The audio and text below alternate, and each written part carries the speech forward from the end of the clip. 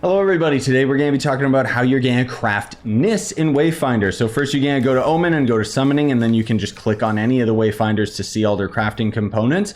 But each of the different individual items is what we're going to be talking about here today. So first, Niss Calling is going to end up requiring 10,000 gold to craft. Niss Will, which is going to require the Vestige of Niss's Will, which is found by slaying the Broodmother. Trickster Coins, which is found from this random event that you can end up having in dungeons. Usually it's found in the Undercroft. And Shadow Warped Spectra, which is going to be a lower tier ore that you can find in Lost Zones, which is just the normal, instance dungeons of the game when you have any Shadow Mutator active. And Memory Fragments, which you all know where you get those, just pretty much everywhere. Niss Shadow is next, which requires the Vestige of her Shadow, which is found by defeating the Archon Commander boss. Treasure Phoenix Down, which of course is found by completing the random Treasure Phoenix event. And Glimmering Shadow Warp Spectra, which is again found with the Shadow Mutator, but it's a little bit higher in the ore chart tree. Basically, you just go to more difficult dungeons and then you can find it a little more commonly. And of course, more memory fragments. Lastly, Niss Steel, which requires the Vestige of Niss Steel, which is found by defeating the Knight's Maw boss.